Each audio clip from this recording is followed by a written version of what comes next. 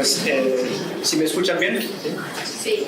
Pues antes que nada quisiera agradecer al Basur la invitación a participar en esa escuela de verano, y realmente es un gusto poder compartir esas reflexiones con el grupo. El título exacto de mi presentación le llamé Pensar el turismo en tiempos de incertidumbre, reflexiones desde la economía política. Y de hecho, un poco más, me pareció que la incertidumbre era lo que mejor caracteriza el momento en el cual nos encontramos ahora, y en mi caso propio ha implicado en los últimos tiempos cuestionar y replantear mi manera de reflexionar sobre el turismo. Sentí esa necesidad tanto como investigador en las investigaciones que estoy llevando a cabo en el contexto mexicano desde hace muchos años, pero también en mi trabajo como docente en la Universidad de Angers, donde trabajo en una facultad que es una facultad de turismo, y donde pues en el momento de capacitar y formar estudiantes que pretenden incorporarse al sector del turismo dentro de un par de años, me parece súper importante plantearnos los retos y los desafíos que nos plantea el periodo actual, ¿no? Y bueno, en cuanto a la economía política, diría que es el marco teórico en el que se inscribe mi reflexión, y me parece que nos ofrece herramientas que son indispensables si queremos entender los mecanismos sociales, económicos, políticos e históricos que estamos enfrentando, y que estas herramientas de la economía política nos ayudan a salir de la visión cortoplacista, periodística, que nos encierra, digamos, en lo inmediato, y que es la visión que predomina en la actualidad, me parece. Entonces, cuando Ernest me propuso que diera esta ponencia, creo que fue a principios de marzo, cuando hablamos de esta escuela de verano, era justo después de que iniciara la guerra en Ucrania, y en ese momento me resultaba incluso difícil proyectarme en ese momento y pensar en lo que podría decir en el mes de julio sobre el turismo, porque aunque el turismo es el tema que me ocupa a diario en mi trabajo, pues me parecía que era incluso un tema un poco secundario en ese momento, cuando existía la eventualidad de que estallara una guerra nuclear en Europa. Entonces, ¿cómo hablar del turismo si ni siquiera sé si dentro de 4 meses estaremos aquí todavía, ¿no? O sea, casi era eso el momento en que me pregunté qué voy a decir en esta escuela de verano. Desde entonces, digamos que esa inquietud no ha desaparecido del todo, pero han surgido otras inquietudes que tal vez más como inmediatas, que son las consecuencias económicas, ¿no? De la guerra. Estamos hablando de penurias energéticas o incluso alimenticias en muchas partes del mundo. El alza de los precios en el mundo entero, se ha vuelto a hablar del tema de la inflación. Ahora el tema actual es el alza a las tasas de intereses por parte de los bancos centrales, y los riesgos de que todo esto desemboque a corto o mediano plazo en una recesión mundial, o incluso en una crisis financiera de gran magnitud, una crisis sistémica. Entonces me parece que nos cuesta trabajo representarnos la dinámica histórica en la que nos encontramos ahora, que es como una suerte de reacción en cadena que difícilmente se puede imaginar completamente, ¿no?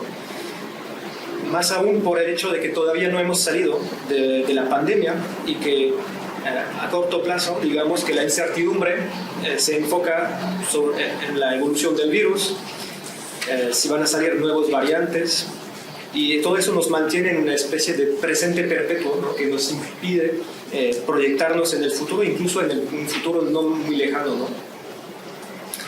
Entonces, hace unos meses estuve leyendo un libro que desgraciadamente no ha sido todavía traducido al español, pero no sé, tal vez ustedes conozcan al economista francés Robert Boyer, que es uno de los fundadores de la teoría de la regulación, y que publicó este libro que se llama, si tuviera que traducir el título en español, serían los capitalismos a prueba de la pandemia. Y en este libro cita un estudio econométrico muy interesante que abarca todas las grandes epidemias que se registraron desde el siglo XIV. Estamos hablando de las grandes pandemias que ocasionaron a más de 100.000 víctimas cada vez, ¿no? O sea, y definitivamente el COVID entra en esa categoría, ¿no? Y la conclusión del estudio es que las consecuencias económicas de esas pandemias perduran 4 décadas después, por lo general, al menos, ¿no? Entonces, no estamos hablando de saber si dentro de 3 meses o 6 meses se va a poder reactivar el turismo, sino de en qué periodo histórico estamos entrando a través de esta crisis. Y no hablo ni siquiera de la crisis ambiental y climática. En estos meses también que acaban de pasar, salió el 6º informe del IPCC, pero incluso parece que, la verdad, que el cambio climático ha sido relegado en la lista de prioridades. Y en Europa ahora estamos hablando de reactivar las centrales térmicas de carbón, o hablando de importar gas líquido desde Estados Unidos, producido mediante el fracking, que se suponía que nadie quería fracking en Europa hace unos meses. Entonces estamos atrapados en una serie de crisis de diferente índole, que se inscriben en diversas temporalidades también, y con implicaciones muy diferentes según que se observan a nivel global o a escala local o regional. Leo seguido un blog de un historiador que a lo mejor conocen, que es un historiador inglés que se llama Adam Tooze, que es un especialista en historia económica, y en su blog apenas hace unas semanas publicó esta gráfica que se supone que puede representar el lío en el que estamos ahora y la articulación de estas crisis, que, bueno, si quieren después les comparto el visual, la gráfica, porque a lo mejor aquí no les da tiempo para leerlos detalladamente, pero que nos muestra todas las crisis desde la pandemia hasta la guerra en Ucrania, el riesgo de la inflación en Europa, Estados Unidos, los bancos centrales, los efectos a largo plazo en el cambio climático, etc., ¿no? Creo que ahora lo que necesitamos es tratar de pensar globalmente esa articulación de diversas crisis. Adam Tooze propone un término, un concepto, habla de policrisis. Obviamente hoy en esta presentación no abordaré todos estos temas y rebasan mucho mi capacidad de entendimiento, pero quisiera plantear algunas pistas de reflexión desde la perspectiva de los estudios turísticos. También otro tipo de gráfica parecida de un especialista francés de los riesgos sistémicos, y básicamente es el mismo análisis el que nos pinta ahí, ¿no? Y lo que quiero plantear en esta presentación es la necesidad de articular los diferentes niveles de análisis, que debemos de tener un enfoque multiescalar, tanto en el plano temporal histórico, de la larga duración, corta duración, etc., como a nivel espacial geográfico, es decir, analizar las implicaciones de esta policrisis, digamos, a nivel local, regional, nacional, etc., ¿no? Si me pongo en el plano histórico, ¿no?, digamos temporal, creo que una necesidad importante es contextualizar el desarrollo del turismo en la dinámica del capitalismo. Muchas veces cuando hablamos del turismo, hablamos de la historia reciente, del pasado reciente, y remontamos hace unas décadas a lo mucho, ¿no? Aquí lo que proyecto es una gráfica que fue publicada por la OMT en el 2019 y que nos muestra el crecimiento de las llegadas internacionales a nivel mundial desde los años 50. Y lo que nos muestra esta gráfica es que, pues básicamente la tendencia es un crecimiento continuo.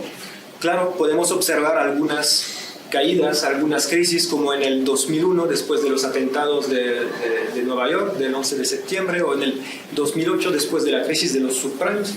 Sin embargo, pues lo que nos muestra es una tendencia a la alza. Y la idea que nos da esta gráfica es la capacidad de resiliencia del turismo, que claro tiene altibajos, pero siempre se repone, se recupera y mantiene esta dinámica. Este discurso lo he escuchado incluso mucho en la academia y en la facultad donde estoy trabajando, donde muchos colegas, para no asustar a los estudiantes que llegan y quieren insertarse en ese mercado laboral, y se preguntan incluso los estudiantes si hay futuro en el turismo, pero claro, hay futuro porque siempre se ha recuperado, siempre que hay una crisis el turismo se recupera. Sin embargo, creo que es importante recordar que el turismo es un fenómeno reciente, que no siempre ha existido, y que aún más reciente, es más reciente aún si hablamos del turismo masificado, al que tienen acceso las clases medias y populares. Insisto también en que esta democratización es relativa y que en muchos países no ha ocurrido hasta la fecha. Es difícil periodizar, digamos, esa lenta democratización del turismo, ya que no existe una sincronización de los ritmos económicos en todo el mundo. Pero lo seguro es que tiene menos de un siglo y que no remontan más allá de los años 30, por lo que comentabas en el caso de Argentina. En Francia es igual, creo que en España, por lo que entendí, estamos más o menos en el mismo contexto. De todos modos, esto se convierte en realidad después de la Segunda Guerra Mundial. Hoy incluso en Francia el 40% de la población nunca tiene acceso, nunca se va de vacaciones. Entonces, antes de esta época, el turismo es un privilegio reservado a las élites, desde la época del Grand Tour, que son los únicos que gozan de los recursos económicos suficientes para viajar, pero también del tiempo necesario para tener tiempo libre y ocio. Entonces, lo que quiero plantear aquí es que el auge del turismo coincide con una etapa precisa de la historia del capitalismo, que es el capitalismo fordista, en el cual la producción de masa implica un consumo de masa, lo cual a su vez implica ciertas lógicas de redistribución. Que todo eso es posterior a la crisis de 1929 y también es producto de las luchas sociales y políticas. E insisto en el hecho de que gran parte de la población mundial nunca pudo incorporarse a estos compromisos sociales del Fordismo, que se producen sobre todo en los países del norte global, aunque en el sur podemos encontrar también, más o menos en la misma época, experiencias políticas progresistas. Algunos autores han hablado de Fordismo periférico para caracterizar a estas dinámicas, con políticas redistributivas, progresos sociales. América Latina creo que es un buen ejemplo, cuando después de la crisis de la Gran Depresión de 1929 se han planteado respuestas progresistas, intentos de romper con la trayectoria histórica del capitalismo dependiente, con proyectos de desarrollo endógeno, sustitución de importaciones, etc. Y no es casualidad que en este periodo precisamente el acceso al turismo se extienda en algunos países, en el caso de Argentina, en el caso del México postrevolucionario también. Obviamente se trata de una tendencia global y esta visión tiene que ser matizada a la luz de los contextos locales y nacionales, y obviamente se ve distinto según que se experimenta ese proceso como turista o como sociedad anfitriona. Mucho se ha escrito sobre la crisis del Fordismo y la entrada en crisis de este régimen de acumulación fue anticipada ya en los años 60 por un economista que a lo mejor conocen, que era Ernest Mandel, que anticipó una nueva fase del capitalismo que él llamó capitalismo tardío, o también le decía tercera edad del capitalismo, que se suele llamar también capitalismo post-fordista o neoliberal. Y en el mundo entero se ha observado un retroceso en las regulaciones establecidas en el periodo anterior. Podemos tomar el ejemplo de los planes de ajuste estructural en América Latina o de las políticas de austeridad que se implementaron y se siguen implementando en Europa. En este contexto creo que el trabajo de Thomas Piketty es muy interesante porque nos muestra cómo se han disparado los niveles de desigualdad desde los años 80 al menos. Y esta lógica se sigue profundizando desde la crisis del 2008, que refleja las contradicciones de ese capitalismo neoliberal precisamente, y en el hecho de querer mantener un consumo de masa sin redistribución, y que eso solo se puede lograr a través del endeudamiento y nos lleva a un ciclo como el que hemos tenido. Esta crisis del 2008 de los subprimes no ha terminado, no hemos salido de este proceso. Solamente se atrasaron las consecuencias últimas de esta crisis con políticas monetarias no convencionales. No encontré la traducción exacta en castellano de quantitative easing, o sea, encontré flexibilización cuantitativa, no sé, bueno, políticas monetarias expansivas que consisten en inyectar liquidez en el sistema financiero como jamás se había visto en la historia económica antes, alimentando burbujas especulativas que tarde o temprano van a explotar porque se basan en lo que David Harvey llama el capital ficticio.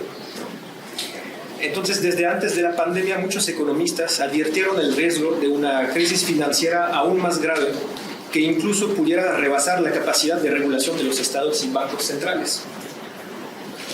Parece que esta discusión quedó suspendida por la pandemia y que el capital, las clases dominantes, tuvieron que aplazar su reivindicación para reducir el gasto público. Obviamente, en cuanto termine la pandemia, pues es más que probable que retomen sus argumentos y volvamos al mismo patrón, a la misma dinámica. Incluso siento que el debate actual sobre el control de la inflación constituye el nuevo disfraz para justificar las políticas neoliberales. También hay que precisar una cosa. Otro elemento es que el desarrollo histórico del turismo solamente se puede entender en un contexto marcado por el acceso fácil a las energías fósiles y al bajo precio del petróleo, lo que Timothy Mitchell ha llamado la democracia del carbón, y sin lo cual no se puede entender la masificación del transporte aéreo. Entonces, tanto en el plano social, político, energético, ambiental, me parece que se están debilitando los factores que hicieron posible históricamente el desarrollo del turismo a nivel mundial. Y por todas esas razones, se podría formular la hipótesis de que la crisis actual no es una crisis más de la que el turismo vaya a recuperarse como lo hizo en el pasado, sino una etapa más de una crisis mucho más profunda que se ha venido gestando desde prácticamente 50 años. Entonces, para mí, siento que esa crisis actual tiene las características de una crisis de gran magnitud, que en muchos aspectos se parece a lo que Karl Polanyi llamaba la gran transformación, o sea, el colapso de un sistema económico y histórico a gran escala. No sé si conocen este libro de Polanyi, pero hay algo muy interesante, es que en la conclusión de su libro, que escribe en 1944, justo después de la Segunda Guerra Mundial, hace la hipótesis bastante optimista de que los desastres causados por la Gran Depresión y la guerra fueron el precio que se tenía que pagar para que el mundo aprendiera de sus errores, y en particular del error terrible que consiste en soltarle la rienda al capitalismo y al mercado hasta subordinarle todos los aspectos de la vida. Años más tarde, ya me referí a su trabajo, el trabajo de Ernest Mandel. Él propone una interpretación mucho más pesimista que la de Polanyi y advierte que no se va a poder salir del capitalismo tardío mediante lo que llama un aterrizaje suave. Entonces nadie puede decir lo que viene, y dependerá mucho también de las luchas políticas y económicas. En el libro ya citado de Robert Boyer, el autor señala que en la mayoría de los casos, las pandemias que ha estudiado, estas pandemias abrieron ciclos económicos que en su mayoría eran favorables a las clases trabajadoras. Pero insiste también en que, sin embargo, señala que la pandemia actual de COVID-19 pues tiene aspectos que difieren, que son distintos a todas las demás, y que queda fuera incluso de la teoría económica de la que se dispone actualmente, ¿no? Entonces, sin embargo, pues, lo que podemos observar desde el pasado reciente es la multiplicación actual de las luchas sociales, ¿no? O sea, incluyendo en el sector del turismo.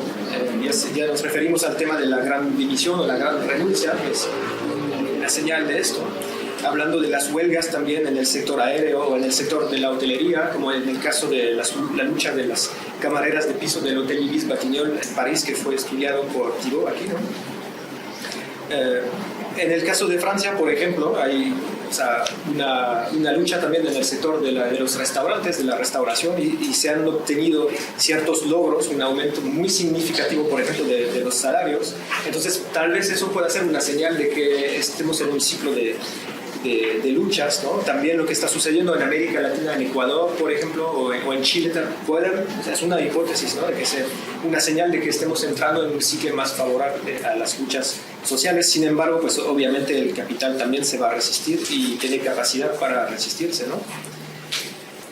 Entonces, si nos fijamos en el turismo, estas luchas impactan tanto a la oferta como a la demanda. Es decir, que, por ejemplo, las luchas actuales en torno a los salarios en un contexto de inflación tienen que ver con las condiciones laborales de los trabajadores, pero también con el poder adquisitivo del que se dispone para hacer turismo. Bueno, eso era, digamos, el telón de fondo a nivel global sobre el cual estoy reflexionando ahora. Ahora, digamos que esta policrisis de la que habla Adam Tooze constituye el marco global, pero afecta de manera muy distinta a los territorios turísticos y necesita ser analizado a nivel local también. Y una de las dificultades que tenemos es esa articulación entre esos fenómenos globales y las trayectorias o experiencias locales, ¿no? En los espacios turísticos, pues el futuro también es muy inseguro, muy incierto. Y aunque puede sonar tal vez demasiado apocalíptico el debate actual sobre el concepto de colapso que se ha puesto de moda, difícilmente se puede negar que a escala local es más real que nunca la amenaza de un derrumbe del sistema turístico.